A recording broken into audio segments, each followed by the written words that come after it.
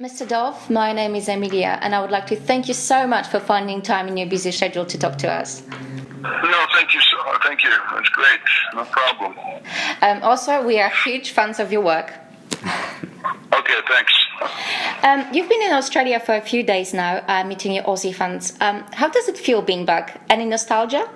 Yeah, it is just mixed emotions because nostalgia is one, but on the other hand, that was more for Sydney.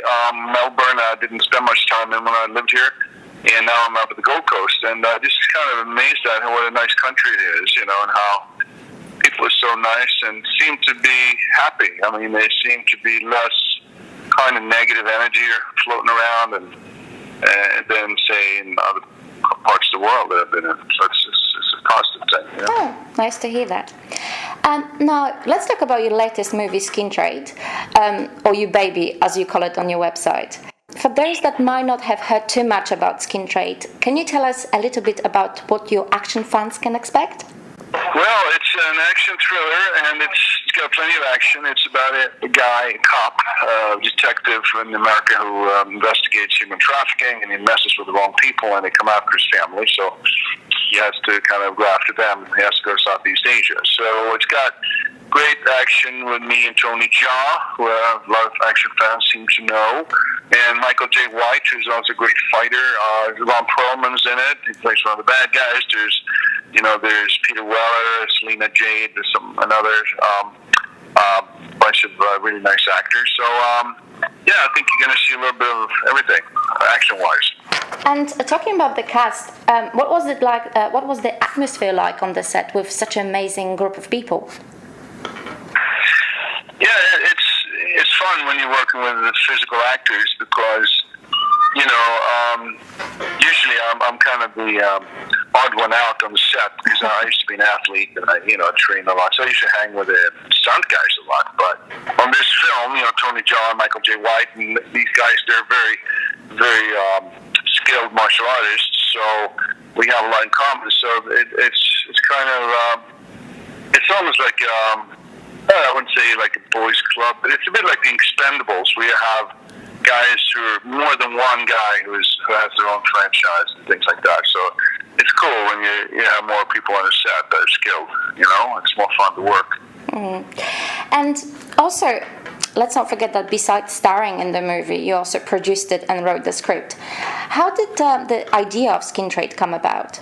The idea came from me reading an article in a magazine about these girls that are being trafficked from Mexico to the United States, and they all died in this van on the border because they suffocated. Traffickers left them there. And that's an incident I used in the movie to inspire one of the incidents in the picture, one of the scenes in the movie. And then I started working on this idea of human trafficking, which wasn't really that in vogue back in those days. Well, it wasn't in the media didn't care much about it, neither the politicians. But now it's been a bigger deal. But I wrote it about 6-7 years ago, or maybe more, 8 years ago. And then I started working out the characters, and it took me about 5 years between movies. It wasn't like a priority thing. I just kept working on it. And then finally I found somebody who wanted to put up the money. It's just like, 2 years ago. And we shot it in Thailand and in North America, And also, speaking about such a heavy topic, there were a lot of heartbreaking scenes. From the emotional perspective, what scenes were the hardest one for you to shoot? Well, one when my family is being attacked, that's a tough one. I think the one that was the most personal was the one where I find the girls in the cages, because I find them over in Thailand, and that's how they keep them. And we did some research, and they just keep them like animals in cages and ship them back and forth. And it was late at night, and I had to get into that space, the emotional space, and I kind of picture my own daughter. I have a 13-year-old daughter in the cage, Oh wow. And it kind of stuck with me a little bit. That was kind of heavy, and when I think of it now, I still remember the feeling, how I would feel about that, and what I would want to do to anybody who was responsible if I caught them, So that's kind of where it comes from. And we mentioned a few parts of the movie that are based on true events. Anything else in the movie that happened in real life? we did research on the Thai police and how they make some of these arrests. We had a special advisor from the U.S. from New York, police officer, who helped us with that. But I mean, mostly it's based on research about how the human traffickers work and how they treat these mostly girls and women that are being trafficked. And I'm actually gotten involved now with this organization called CAST in Los Angeles that are helping. It's a coalition to abolish slavery and trafficking, and they're helping with survivors. They're helping to bring survivors of human trafficking, girls that have been freed, back into society. What was the main reason for you to becoming the ambassador? Well, the main reason was that the movie brought me in contact with this crime, and when you're a celebrity, they ask you to help this cause or that cause, but I didn't feel connected to anything, but this one I feel connected to because I had to make those substitutions, and I have two daughters, the emotional substitutions in the scenes. I have two daughters. I'm worried about them, and I just feel connected to these girls that are being trafficked. I just feel like someone has to help them, and it's difficult because it's not like these girls are being trafficked across borders, so it's very hard with jurisdiction, and they kind of lose their rights in many ways. So it's hard. That's why I think it's a good topic. It's hard to imagine that it still happens. Yeah. The director of the movie, Eka Choi, I'm hoping that's the right pronunciation, Yes. did an amazing job, but there were rumors that you were initially to direct the Skin Trade. Are those rumors true? Yeah, I directed a couple of smaller movies back in the early 2000, 2005, and about 10 years ago, and I wanted to direct it, but because it was shot in Thailand and had a Thai cast, it was easy to have a Thai director who was quite accomplished anyway. It kind of helped a little bit. But I mean, I do think that I have other scripts that I've developed. I think if I want to do any more of them, I'll probably try to direct myself, because that's the ultimate sort of execution of your idea, your dream. Do you think that you're gonna get into some directing anytime soon?